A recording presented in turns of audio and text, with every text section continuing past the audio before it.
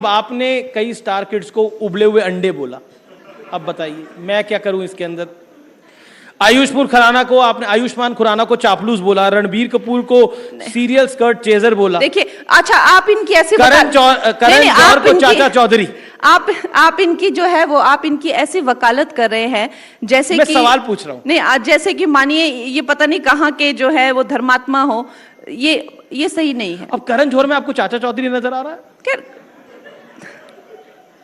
मैं किसी एक इंसान को यहाँ पर पॉइंट आउट नहीं करना चाहती हूँ, लेकिन हम सब जानते हैं ये इंडस्ट्री जो है हवाला से लेकर ड्रग एडिक्शन से लेकर, जब मैं पैदा भी नहीं हुई थी 86 का मेरा बर्थ है, तब ये लोग दाऊद के साथ घूमते थे, पार्टी करते थे, वो भी मेरा कसूर है। हाँ, फोटोज भी हैं, वो भी मेरा कसूर है। आप देखिए, आप ये सोच सकते हैं, आप मुझे यहाँ पे स्टेज पे बुलाकर आप मुझे कटहरे में खड़ा कर सकते हैं, लेकिन आपको अपनी अंतरात्मा से ये पूछना चाहिए कि ये लड़की को मिल क्या रहा है ये सब करके।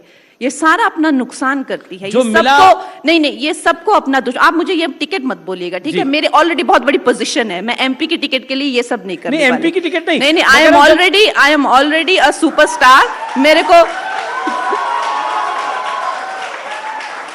को आप ये मत बोलिए कि आप इसके लिए नहीं। मेरे जो दादाजी हैं, वो परदादाजी जो हैं, हम ऑलरेडी हमारी फैमिली की कांग्रेस की हिस्ट्री है। मेरे फादर भी कांग्रेस लीडर रह चुके हैं, और मुझे for your kind information gangster के बाद मुझे भी एमएलए की टिकट ऑफर हुई थी कांग्रेस से। तो आप मुझे ये मत कहिए कि मुझे लोगों की जो है कुछ बोला ही नहीं है आपने। नहीं, खुद तो आप क्या कहना चाह रहे हैं कि मैं ये करती क्यों हूँ? सब लोगों से मैं दुश्मनी लेती क्यों लेती हैं आप सबसे? एग्जैक्टली, हम देश के लिए लेते हैं यार, हम कायर नहीं है। देश के लिए पंगा लेते हैं आप, देश के लिए पंगा लेते हैं, देश के लिए बोलते हैं, अपना तो नुकसान ही किया है। आज इंडस्ट्री में जो है सब लोग खुशी मना रहे हैं कि इसकी फिल्म नहीं हुई, इसने बड़ी अपने सब पैसे लगा के इसने फिल्म बनाई, उसकी फिल्म नहीं आई। ये इंडस्ट्री में खुशियां मनाई जा रही हैं, ठीक है?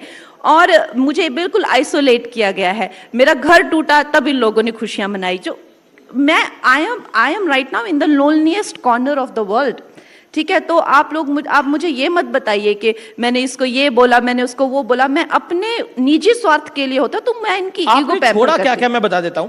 बॉलीवुड में खान्स के साथ काम करने के लिए एक्ट्रेस को लगता है कि अगर खान्स के साथ मौका मिल जाए तो उससे बढ़िया कुछ नहीं हो सकता। बजरंगी भाईजान आपने सलमान खान के साथ छोड़ दी, जीरो फिल्म आपने शाहरुख खान के साथ छोड़ दी, क्यों? अभी पंगा ही तो है। सलमान खान शाहरुख खान कौन मना करता है बॉलीवुड में?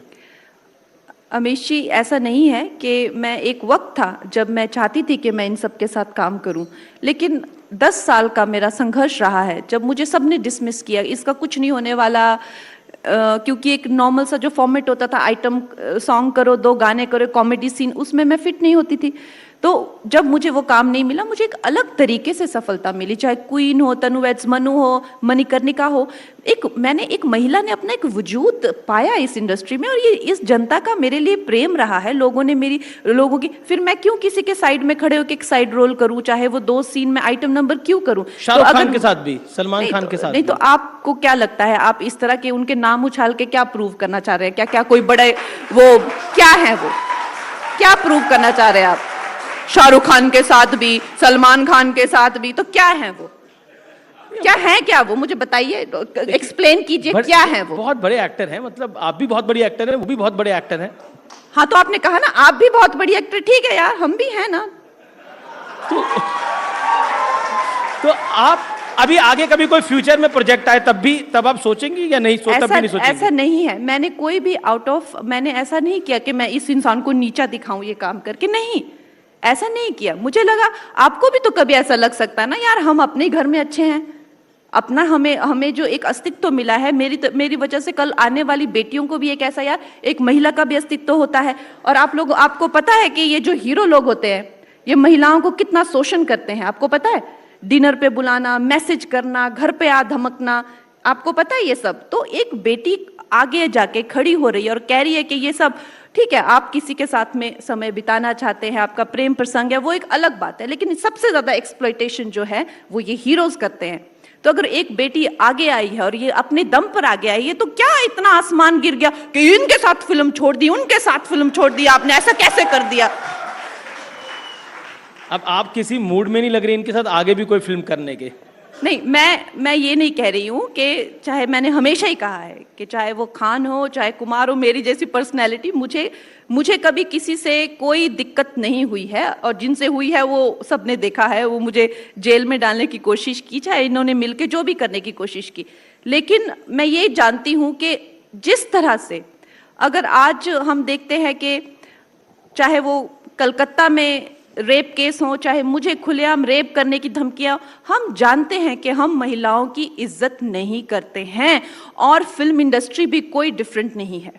आज कॉलेज में 2-4 लड़के खड़े होते हैं और महिलाएं जाती है तो वो उनकी बॉडी को लेकर, उनके पार्ट्स को लेकर कमेंट करते ही हैं, और फिल्म हीरो भी डिफरेंट बिल्कुल नहीं है, वो भी वैसे ही हैं। लड़की आई तो मतलब एक तरह से हम जानते हैं कि एक लड़की की क्या महत्वता होती है वर्क प्लेस पे भी। एक तो सबसे पहले कि वो दिमाग की स्लो होगी, और वो खी करेगी, सारा दिन गिगल करेगी। उसको जो लड़का लेफ्ट लेके जाएगा, अब ये लेफ्ट लेके गया तो मैं इसको राइट लेके जाएगा, तो उसको देखेगा कि डायरेक्टर भी देखेगा कि she is going with the hero, तो वो भी सोचेगा she is going with the hero, why she is not going with me.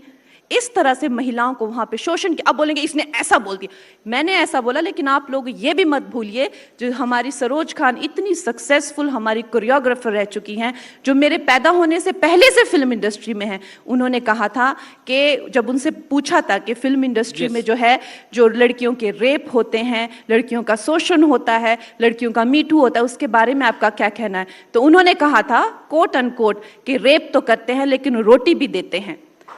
तो इतना नीचा जो है लड़कियों को वहां पे ट्रीट किया जाता है, और बेचारियों को जब रोटी मिलती है तो इनको लगता है तो क्या हुआ, रेप किया तो कम से कम छोड़ तो नहीं दिया, रोटी तो दी। तो ये हमारी बेटियों की, ये महिलाओं की दुर्दशा है फिल्म इंडस्ट्री में। और ऐसी फिल्म इंडस्ट्री में एक कंगना जाती है, तो अगर उसने कह दिया यार कि मेरे को नहीं करनी हीरो के जैसे फिल्म, तो ऐसा क्या आसमान गिर पड़ा कि भाई ये लड़की ने तो ऐसा किया, तो आप तो अपनी मनमानी करती हैं, आप तो किसी की सुनती नहीं हैं, आप तो साइको हैं, आप तो ये हैं। मुझे समझ नहीं आता कि ये दोगली दुनिया जो है, एक तरफ तो आप कहते हैं कि महिलाओं का सशक्तिकरण होना चाहिए, और बेचारी एक बेटी को आगे निकले तो उसका फिर कुछ नहीं छोड़ते हैं। उसी फिल्म इंडस्ट्री ने आपको कंगना रनौत बनाया, पूरी दुनिया आपको आज जानती है। उसी फिल्म इंडस्ट्री ने आपको पद्मश्री दिलवाया, आपके काम की वजह से, उसी फिल्म इंडस्ट्री की वजह से मिला ना। हाँ, तो इस फिल्म इंडस्ट्री को भी तो मैंने इज्जत दी ना, कम से कम महिला सशक्तिकरण की फिल्में बनाई। यहाँ पे मैंने डबल रोल महिलाओं का करके दिखाया, झांसी की रानी पे फिल्म बनाई। आज इनके पास जो 4 पैसे की इज्जत है वो हम ही कुछ गिने चुने लोगों की वजह से है। आपने बीएमसी की बात करी, जब आपका ऑफिस तोड़ा गया उसकी बात करी, और अब आपको वो ऑफिस बेचना पड़ा, ऐसा क्यों हुआ?